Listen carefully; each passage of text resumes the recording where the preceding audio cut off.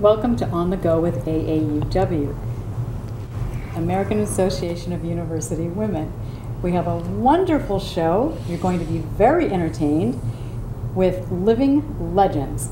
Our show is about the living legends of Alexandria of 2013. We have with us as our guest a living legend, David Martin. Welcome, David. Hi. The founder of Living Legends, Nina Tisara. Good. Welcome, Nina. And another living legend, Rosa Byrd. Thank you. Welcome, Rosa. And Nina, I'd like you to tell our audience exactly what is the Living Legends of Alexandria. Living Legends of Alexandria is a photo documentary project. It was designed to tell the stories of people who are making important contributions to the quality of life in Alexandria. It started because the city came to me one week and the local newspaper came to me one week looking for photos of people who had died that they wanted to do stories on, thinking that the photos would be in my archives. And when they weren't, I said, I can solve this problem. We can take pictures of people while they're still alive. And that's how Living Legends was born. That's wonderful, because we do think of legends, and they are usually people who are long gone. Right. But this is excellent to get it all documented while these lovely people are still with us. That's a terrific endeavor. Mm-hmm. And Rosa, you were nominated and elected a Living Legend for 2013 Yes. for making a positive contribution to Alexandria. Can you tell us exactly what you did to earn that award? Yes, I won the award because of the activities that I participated in my neighborhood. When we moved into our house, it was a lovely neighborhood, but over the years several problems cropped up. It's like living in any urban area. So I joined our local civic association, and through that we got vacant lots turned into active parks. We had a drug problem that we, along with the police department, we have to eradicate from our neighborhood. So you had these vacant lots and you turned them into playgrounds, yes, parks. Mm-hmm. You noticed a drug problem was creeping in, Mm-hmm. and you weren't going to just wait for somebody else to take care of it, so you took charge. Yes. And got your community organized, working with the police department. And the other city agents to help eliminate that problem. That's wonderful. And David, you're a Living Legend of 2013. And can you tell us about your very positive contributions to the city? It's actually a long story, because when I opened my store on King Street, it was 24 years ago. But remarkably, at that time, there were no Christmas tree lights, and there were no banners, and even my corner was just clay and broken glass and things like that. So over the years, it was not hard to identify that King Street needed some beautification. And that's where it started. All right, so you saw a need. I saw a need, You right. saw a need, and again, you didn't just complain about it, you did something about it. It's the campaigning. Campaigning. Was really campaigning, working with Nina, even at that time with Kismet. King Street Metropolitan Enterprise Team was a matter of painting buildings that were being used at the time, providing garden plots around tree wells, even hanging banners at one time. But it wasn't difficult to see that the city needed a more inviting thing to happen. Other cities around the country happen to be using banners, so that was my first point of view. Okay, so you got the city council or the city officials to put banners up that clearly identified Old Town. Right, well, Right. before the banners were there, they'd stop at my corner and ask, where am I? Where's Old Town?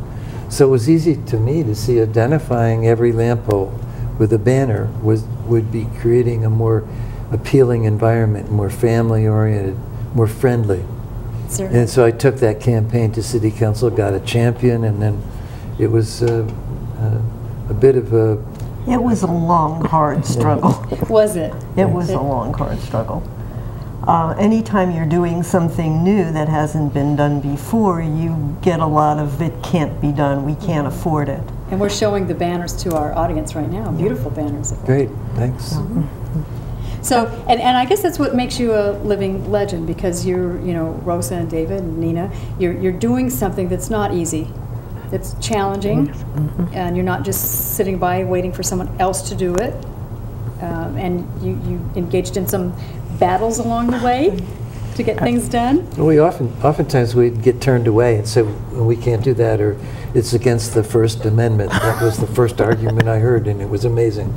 That's when I used my statement. I said, look, I'm not going to fight you, but I'm not going to go away. Well, I'm glad. I'm glad. And, But I have a question I wanted to ask Rosa.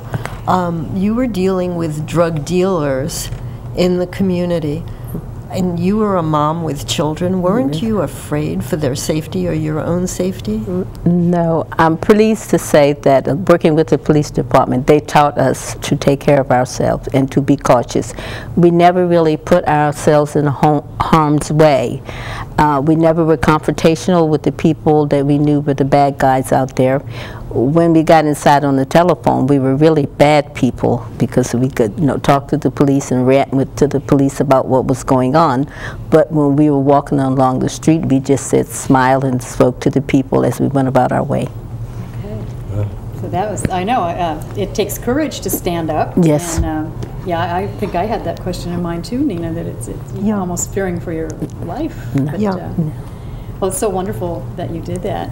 And Nina, how do people get nominated to become a living legend? In the fall of each year, we put out a call for nominations. It's published in the newspaper. We contact all of the community associations, and we ask for nominations. And then there's been a committee made half of our board and half of past legends that have looked at the nominations and selected basically 12 for a year, and the number 12 was selected because our first partner was the local newspaper, and the concept was that they would publish one a month. So 12 worked out to a nice number. Yes. And people ask me, aren't you going to run out of legends? And I say, well, you might run out of the people who you know, but we're not going to run out of people who are doing remarkable things. No. There are just lots of people out there doing incredible things. That's fantastic. Like, I didn't know Rosa until she was nominated. I know David because we opened our shops about the same time, so we've worked together on a bunch of stuff. Now, I would always say Nina should be a legend, and I would say I was a fixture. So we have to be upgraded at some point. Yeah. Well, Nina, you did win an award from the Commission of Women. I did. I just recently won their Donna Bergheim Cultural Affairs Award, which was a really, really nice thing for me, because Donna Bergheim was named a legend in 2008. She's been a role model for me for many years. She's no longer alive. And that award was presented by her husband, Mel Bergheim, who was vice mayor of Alexandria, and was also named a legend at the same time. So that was really, really nice, and it was especially nice, if I can toot my own horn. I may be the only person who won that award twice. Oh. And the first time I wasn't able to be there to receive it because my father was dying, so I was out of town. So this was especially sweet for me to get that award this time. Oh, that's wonderful. Congratulations. Thank you. Congratulations. So I'm looking at Rosa and David, and I'm thinking there's got to be some special quality that you have that makes you decide that you're going to engage, that you're going to make a positive difference. Have you always been that way? I think I have. If I see something that needs to be done that can improve and beautify a community, I'll take it on hand. You know, whether it was Christmas tree lights or the banners or flowers. But I'm not the only one. I didn't do this alone. Beautification's been around a long time. Parks and Recs Authority, they've been there supportive. We've been supplied with certain things, but the city's hard to move. You know, when you get an idea like banners, that's going to be a costly item. The first time we did it, we had to come up with half of the money and pay for it. Oh, my. The businesses did, so that's what we undertook, and that's how we did it. Did you fundraise to do that, or? No, well, we had money in the treasury at Old Town Business and Professional Association. I was on the board of directors with that. So I put in the request that we could use a certain amount of money, and they agreed. So I took that to the city, and the city put it in half of that or double that, and we got our first pilot banner project on King Street. That's great. And then the other thing you're doing is keeping the lights on. Yeah, well, it's a matter of budget. So every year they're running out of money and rightfully thinking the money should be going to Meals on Wheels or many other nonprofit organizations, one way or another. But if you turn out the lights, think of the tax dollars you might lose. You know, if you don't light up something you're going to sell, whether it's in my jewelry case or on the street, you're less likely to sell it. You turn off the lights, you kind of tell them, oh, we're not on anymore. So my argument is to pay for it. Let's get out there and do it. Well, I would think that the lights staying on would attract people. Nobody likes to go where it's dark. And also, it probably for safety reasons, wouldn't you think? Everybody thinks in those terms, but the budget stops it. You know, as soon as you run out of money and you can't pay for something, where's the extra money going to come from? Well, you think the city's going to come up with it, but they have to deprive, either cut them off, turn them off, or cut somebody else off. Somebody's going to be on the chopping block. Okay, so it's a matter of prioritization sometimes, I would imagine. Yeah. And so, Rosa, you stepped up.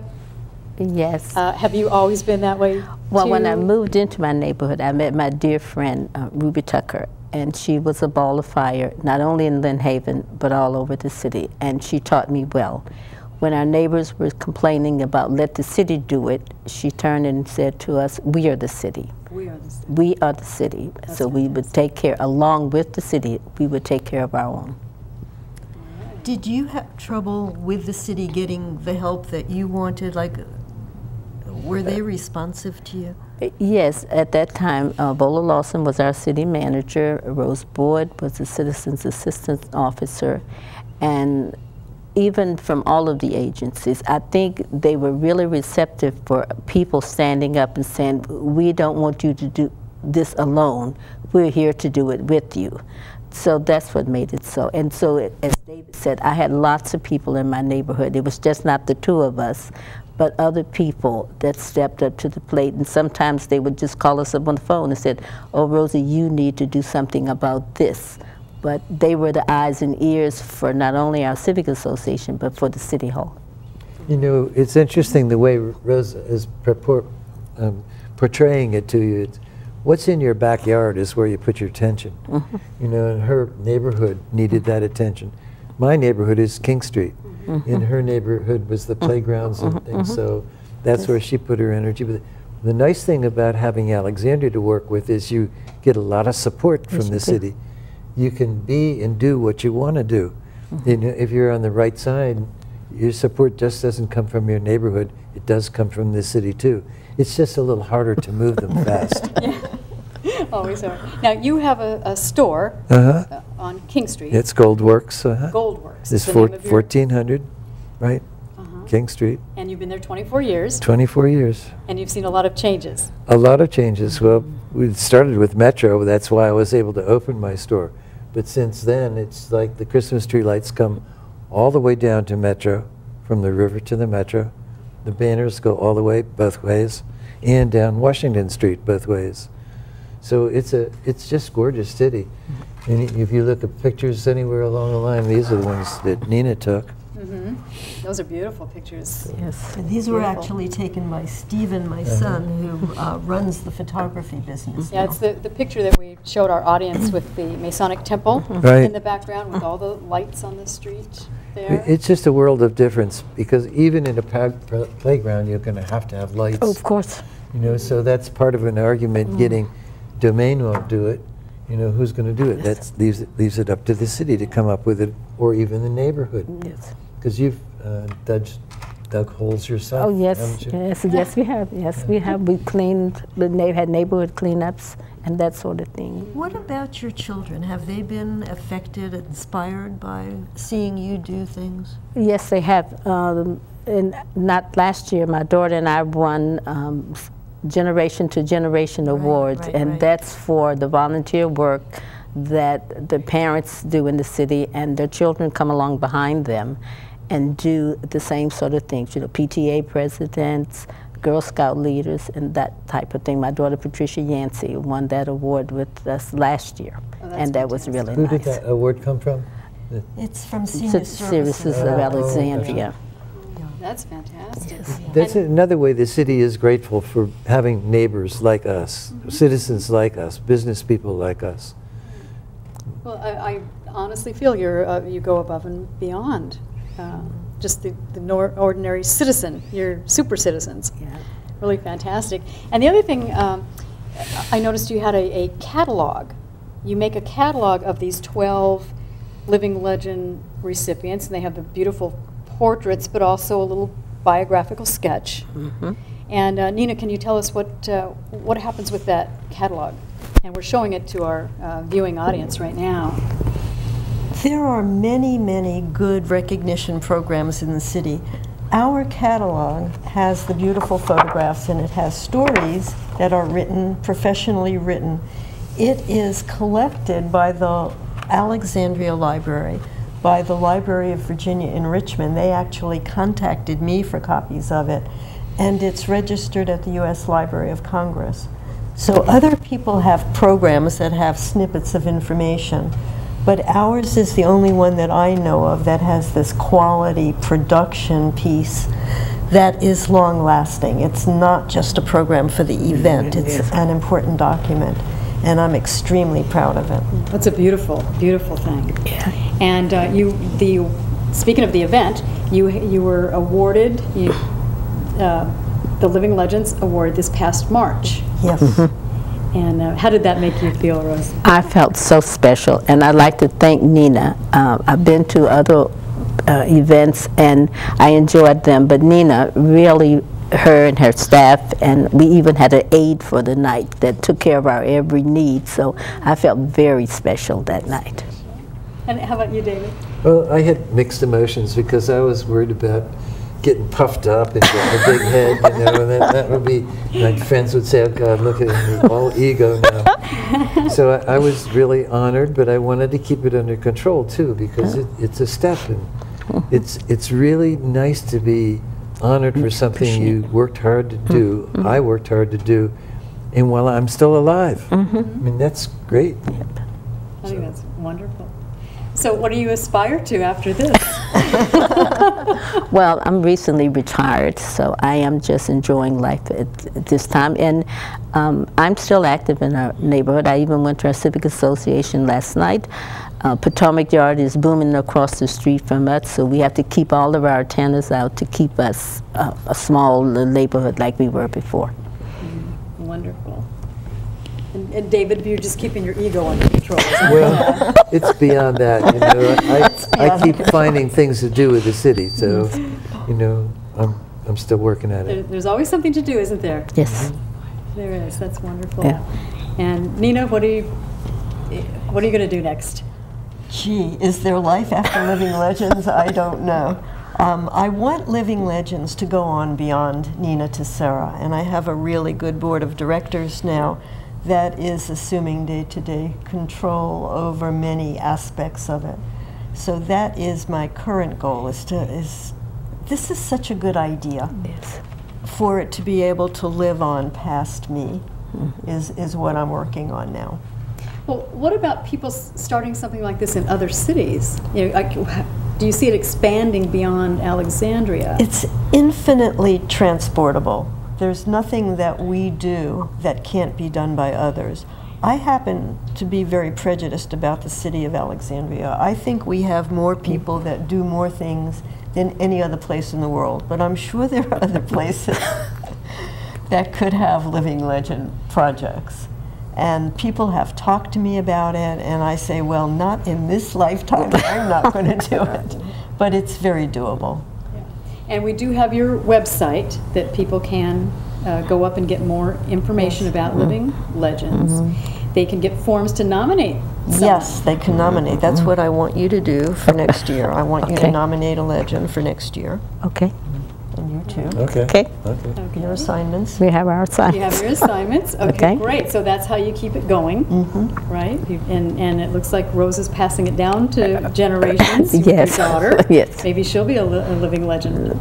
I can mention a little bit about my next project, and it's keeping the Christmas tree lights on past March and through June, they were going to turn them off, March 31st. Right now, they're still on because